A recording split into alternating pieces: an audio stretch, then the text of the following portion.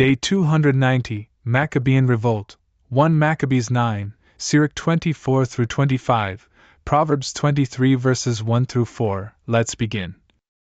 1 Maccabees 9. Meanwhile, when Demetrius heard that Nicanor and his army had fallen in battle, he again positioned Bacchides and Alcimus in Judea, and the right horn of his army with them. And they traveled by the way that leads to Gilgal, and they set up camp in Mesiloth, which is in Arbela. And they occupied it, and they destroyed the lives of many men. In the first month of the 152nd year, they positioned the army near Jerusalem. And they rose up and went to Berea, with 20,000 men and 2,000 horsemen. Now Judas had stationed his camp in Elasa, and 3,000 chosen men were with him. And they saw the multitude of the army, that they were many, and they became very afraid.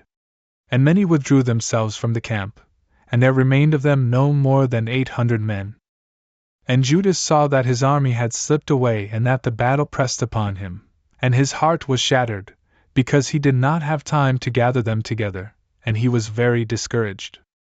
And so, he said to those who were remaining, "Let us rise up and go against our enemies. Perhaps we may be able to fight against them." But they dissuaded him, saying, "We will not be able, but let us try to save our lives and return to our brothers, and then we will fight against them. For we are but few." And Judas said, "Far be it from us to do this thing, so as to flee away from them. But if our time has drawn near, let us die with virtue, on behalf of our brothers, and let us not inflict guilt upon our glory." And the army moved from the camp, and they stood to meet them. And the horsemen were divided into two parts, and the stone slingers and archers went before the army, and the first ones were all powerful men, experienced in combat. Moreover, Bacchides was with the right horn, and the legion drew near on both sides, and they sounded the trumpets. But those also who were from the side of Judas, these also now cried out, and the earth shook at the noise of the armies. And the battle was joined from morning, even until evening. And Judas saw that the stronger part of the army of Bacchides was on the right side, and all the steadfast in heart came together with him. And the right part was crushed by them, and he pursued them even to Mount Azotus. And those who were with the left horn saw that the right horn was crushed, and so they followed after Judas, and those who were with him, at their back. And the battle was hard fought, and there fell many wounded from one side and the other. And Judas fell, and the others fled away.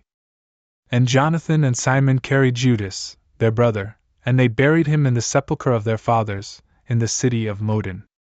And all the people of Israel wept for him with a great wailing, and they mourned him for many days. And they said, "Such a powerful man has fallen, who accomplished the salvation of the people of Israel." But the rest of the words about the wars of Judas, and the virtuous acts that he did, and his magnitude, have not been written. For they were very many. And it happened that, after the death of Judas, the iniquitous began to emerge in all the parts of Israel, and they began to encourage all those who worked iniquity. In those days there occurred a very great famine, and the entire region handed itself over to Bacchides. And Bacchides chose impious men, and he appointed them as rulers of the region. And they sought out and persecuted the friends of Judas, and they led them to Bacchides, and he took vengeance on them and abused them. And there occurred a great tribulation in Israel, such as had never been, since the day that there was no prophet seen in Israel. And all the friends of Judas gathered together, and they said to Jonathan, "Since your brother Judas has fallen away, there is not a man like him to go forth against our enemies, against Bacchides and those who are the enemies of our nation. And so now, we have chosen you in his place, on this day, to be our leader and commander in order to wage our wars." And so, at that time, Jonathan took upon himself the leadership, and he rose up in the place of Judas, his brother. And Bacchides knew of it, and he sought to kill him. And Jonathan and his brother Simon knew of this, and so did all who were with them. And they fled into the desert of Tekoa, and they settled by the water of Lake Asphar. And Bacchides knew of it, and on the day of the Sabbath, he himself arrived, with all his army, across the Jordan. And Jonathan sent his brother, a commander of the people, to ask the Nabateans, his friends, to lend them their equipment, which was abundant. And the sons of Jambri went forth from Medeba, and they captured John, and all that he had, and they went away in possession of these. After these events, it was reported to Jonathan and his brother Simon that the sons of Jambri were having a great marriage celebration, and that they would be leading the bride, a daughter of one of the great leaders of Canaan, out of Medeba with great fanfare. And they remembered the blood of John, their brother. And they went up and hid themselves under the cover of the mountain. And they lifted up their eyes and saw. And behold, a tumult and a well-prepared multitude. And the bridegroom proceeded, with his friends and his brothers, to meet them with timbrels, and musical instruments, and many weapons. And they rose up against them out of ambush, and they killed them, and there fell many wounded, and the remainder fled into the mountains, and they took all their spoils. And the marriage celebration was turned into mourning, and the voice of their musical instruments into lamentation. And they took revenge for the blood of their brother, and they returned to the bank of the Jordan. And Bacchides heard about this, and he came on the day of the Sabbath all the way to the coast of the Jordan, with a great force. And Jonathan said to his own, Let us rise up and fight against our enemies. For it is not today, as it was yesterday, or the day before. For behold, the war is before us, and truly, with the water of the Jordan here and there, and the banks, and the marshes, and the woods, there is no place for us to turn aside.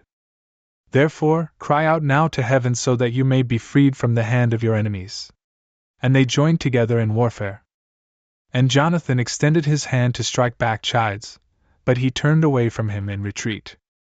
And Jonathan, and those who were with him, leaped forward into the Jordan, and they swam across the Jordan to them. And there fell from the side of Bacchides on that day 1,000 men. And they returned to Jerusalem. And they built fortified cities in Judea, the fortification that was in Jericho, and in Emmaus, and in Betharon, and in Bethel, and Timnath, and Pherathon, and Tephon, with high walls, and gates, and bars. And he stationed garrisons in them, so that those in Israel became trained in warfare. And he fortified the city of Betzer, and of Gazara, and the stronghold, and he stationed auxiliaries in them, with supplies of rations. And he took the sons of the leaders of the region for hostages, and put them in the stronghold in Jerusalem under guard. Now in the 2nd month of the 153rd year, Alcimus instructed that the walls of the inner court of the sanctuary be destroyed, and that the works of the prophets be destroyed. And he began to destroy them. At that time, Alcimus was struck, and his works were hindered, and his mouth was closed shut, and he was weakened with paralysis, so that he was no longer able to speak a word, nor to give orders concerning his house. And Alcimus died at that time, in great torment. And Bacchides saw that Alcimus was dead. And he returned to the king. And the land was quiet for 2 years. And all the iniquitous considered together, saying, Behold, Jonathan, and those who are with him, live in quietude and confidence. Now therefore, let us bring forth Bacchides, and he will capture them all, in one night. So they went and gave counsel to him. And he rose up, so as to advance with a great army. And he secretly sent letters to his associates who were in Judea, to seize Jonathan and those who were with him. But they were not able, for their plan became known to them. And he apprehended, from the men of the region, those who were the leaders of this malice, 50 men. And he killed them. And Jonathan, and Simon, and those who were with him, withdrew into Bethbasai, which is in the desert. And he repaired its breaches, and they fortified it. And Bacchides knew about it, and he gathered together all his multitude. And he reported it to those who were from Judea. And he came and made camp above Bethbasai, and he fought against it for many days, and he made machines of war. But Jonathan left behind his brother Simon in the city, and he went out into the country, and he approached with a number of men. And he struck Odomera and his brothers, and the sons of Phazarin, in their tents. And he began to slaughter and to increase in forces. In truth, Simon, and those who were with him, went forth from the city and burned the machines of war. And they fought against Bacchides, and he was crushed by them. And they afflicted him greatly, because his counsel and his meetings were in vain. And he was angry with the men of iniquity who had given him counsel to come into their region, and he killed many of them. But he decided to depart with the remainder into their country.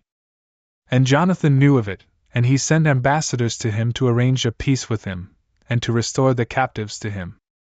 And he accepted it willingly, and he acted according to his words, and he swore that he would do him no evil all the days of his life. And he restored to him the captives which he previously had been given from the land of Judah. And he turned back and went away into his own land, and he no longer drew near, in order to enter into their borders. And so the sword ceased from Israel. And Jonathan lived in Michmash, and in that place Jonathan began to judge the people, and he destroyed the impious out of Israel. Sirach 24:25. Wisdom will praise her own mind, and she will be honored by God, and she will be glorified in the midst of her people. And she will open her mouth in the churches of the Most High, and she will be glorified in the sight of his virtue. And in the midst of her own people she will be exalted, and she will be admired by the holy assembly. And she will have praise within the multitude of the elect. And she will be blessed among the blessed. And she will say, I went forth from the mouth of the Most High, as the firstborn before all creatures. I caused an unfailing light to arise in the heavens, and I covered all the earth like a cloud. I lived in the highest places, and my throne is in the pillar of a cloud. I alone have encompassed the circuit of heaven, and have penetrated to the depths of the abyss, and have walked upon the waves of the sea, and have stood upon the whole earth, and among every people. And in every nation I have held primacy. And by virtue I have tread upon the hearts of all, the great and the lowly. And I have sought my rest in all of them. And I will continue, as the inheritance of the Lord. Then the Creator of all things instructed and spoke with me. And the one who created me rested in my tabernacle. And he said to me, Let your dwelling place be with Jacob, and let your inheritance be in Israel, for you shall take root among my elect. From the beginning, and before the world I was created, and even unto the future world, I will not cease to exist. For I have ministered before him in the holy habitation. And in this way I was established in Zion. And likewise in the holy city I found rest. And my authority was in Jerusalem. And I took root among an honorable people, within the portion of my God, within his inheritance. And so my abode is in the full assembly of the saints. I was exalted like a cedar in Lebanon, and like a cypress on Mount Zion. I was exalted like a palm tree in Kadesh, and like a rose bush in Jericho. I was exalted like a beautiful olive tree in the plains, and like a sycamore tree beside the waters along a wide road. I gave off an aromatic fragrance like cinnamon or balsam. I produced a sweet odor like the best myrrh. And I perfumed my dwelling place with sweet gum, and aromatic resin, and flower petals, and aloe, as well as the finest cedar from Lebanon. And my fragrance is like undiluted balsam. I have extended my branches like a terebinth tree, and my branches are of honor and grace. Like the vine, I have borne the fruit of a sweet fragrance. And my flowers are the fruit of honor and integrity. I am the mother of the beauty of love, and of fear, and of knowledge, and of holy hope. All grace of the way and of the truth is in me. All hope of life and of virtue is in me. Journey toward me, all you who desire me, and be filled by my harvest. For my spirit is sweeter than honey, and my inheritance is better than honey and the honeycomb. My memory is for the generations of all ages. Whoever consumes me will hunger still, and whoever drinks me will thirst still. Whoever listens to me will not be confounded, and whoever acts in me will not sin. Whoever elucidates me will have eternal life. All this is a book of life, and a covenant of the Most High, and an acknowledgement of truth.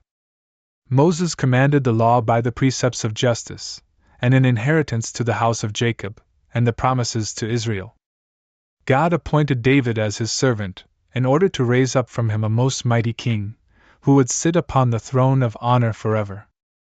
It is he who fulfills wisdom, like the Physon River and the Tigris River in the first days. It is he who fulfills understanding, like the river Euphrates. It is he who multiplies understanding, like the river Jordan in the time of the harvest. He sends forth discipline like the light, and he stands forth like the river Gihon in the time of the vintage. He first had perfect knowledge of her, for a weaker one would not search for her. For her thoughts abound like the sea, and her counsels abound like the great abyss. I, wisdom, have poured forth rivers. I am like a brook leading to a river of immense waters. I am like a channel flowing from a river. And I went forth from paradise like an aqueduct. I said, I will irrigate my garden of plantings, and I will thoroughly water the fruits of my field. And behold, my brook became overflowing, and my river drew near to the sea. For I illuminate doctrine to all, like the first light. And I will announce doctrine, even to those who are far away. I will reach to all the lower parts of the earth, and I will gaze upon all who sleep, and I will illuminate all who hope in the Lord. Even now, I pour forth doctrine like prophecy. And even now, I bequeath doctrine to those who seek wisdom. And I will not cease from their progeny, even unto the holy time. See how I have not labored for myself alone, but for all who are seeking truth. My spirit is pleased with three things. These are approved in the sight of God and men: the harmony of brothers, and the love of neighbors, and a husband and wife agreeing well together. My soul hates three kinds of things, and I am greatly distressed over their souls: an arrogant pauper, a wealthy liar, a foolish and senseless elder. The things that you have not obtained in your youth, how will you find them in your old age? How beautiful it is for a gray head to have judgment, and for elders to know counsel. How beautiful it is for those who are aged to have wisdom, and for those who are honored to have understanding and counsel. Great experience is the crown of the aged, and the fear of God is their glory. I have magnified 9 things, overlooked by the heart, and a 10th, I will declare to men with my tongue. A man who finds joy in his children, and one who lives to see the undoing of his enemies. Blessed is he who lives with a wise wife, and he who has not slipped with his tongue, and he who has not served those unworthy of himself. Blessed is he who finds a true friend, and he who describes justice to an attentive ear. How great is he who finds wisdom and knowledge! But there is no one above him who fears the Lord. The fear of God has set itself above all things. Blessed is the man to whom it has been given to have the fear of God. He who holds to it, to whom can he be compared? The fear of God is the beginning of his love, and the beginning of faith has been joined closely to the same. The sadness of the heart is every wound, and the wickedness of a wife is every malice. And a man will choose any wound, but the wound of the heart. And any wickedness, but the wickedness of a wife. And any obstacle, but the obstacle of those who hate him. And any vindication, but the vindication of his enemies. There is no head worse than the head of a serpent. And there is no anger above the anger of a wife. It would be more agreeable to abide with a lion or a dragon, than to live with a wicked wife. A wicked wife changes her face. And she darkens her countenance like a bear. And she displays it like sackcloth. In the midst of her neighbors. Her husband groans, and hearing of this, he sighs a little. All malice is brief compared to the malice of a wife. Let the fate of sinners fall upon her. As climbing over sand is to the feet of the aged, so is a talkative wife to a quiet man. You should not favor a woman's beauty, and you should not desire a wife for her beauty. The anger and disrespect and shame from a wife can be great. The wife, if she has primacy, is set against her husband. A wicked wife debases the heart, and saddens the face, and wounds the heart. A wife who does not make her husband happy enfeebles the hands and weakens the knees. The beginning of sin came from a woman, and through her, we all die. You should not provide an exit to your water, not even a little, nor should you give permission for a wicked wife to exceed the limit. If she will not walk at your hand, she will confound you in the sight of your enemies. Tear her away from your body, lest she abuse you continually. Proverbs 23 verses 1 through 4. When you sit down to eat with a leader, pay close attention to what has been set before your face. And put a knife to your throat, if, in such a way, you could hold your soul in your own power. Do not desire his foods, in which is the bread of deceit. Do not be willing to labor so that you may be enriched. But set limits by your prudence.